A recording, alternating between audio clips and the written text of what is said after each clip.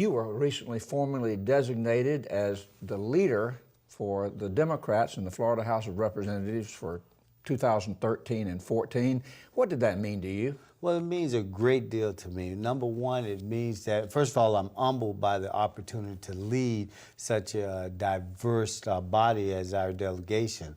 But what it means is that they've shown me the honor of leading them, and I'm going to lead them and try to do the best thing that we can do to move Florida forward.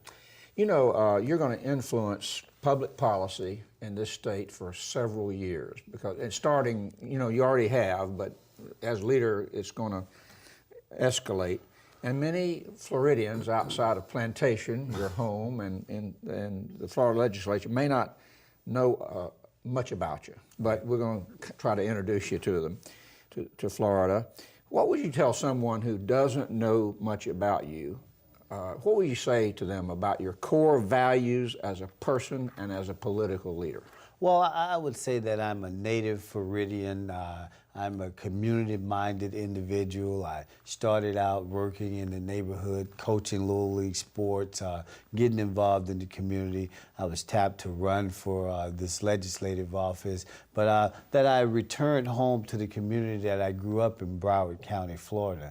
I think I represent some of the best people in Florida, in Broward County, where I was born and raised. And as I was telling you earlier, both of my parents were born and raised in Broward County. That's kind of unusual. It is unusual. I'm a product of the Broward County Public Schools. I majored in banking and finance at Morehouse College, returned to University of Miami's law school, and returned to my community, where I've been working for the past 25 years. But the most important thing is that I'm a family man. I've got 2 children. I'm celebrating 2 graduations this year. My daughter's graduating from Princeton, and my son's graduating from high school.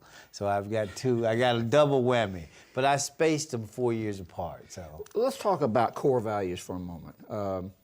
What drives you in terms of policy? What are you trying to achieve on behalf of your constituents and the citizens of Florida, just generally speaking? Well, generally speaking, you know, I think that what I see is a Florida that have great people. You know, my mother was a public school teacher for 40 years, actually taught at the high school that I attended. I see that there's an opportunity as Floridians to pull ourselves up, to do well, and I think that it centers around education. And if we get everyone educated and we strengthen the chain and we have no weak links, then we're going to have a great society. So that's what drives me, is the ability to make sure that we have a strong society where everybody participates and nobody gets left behind.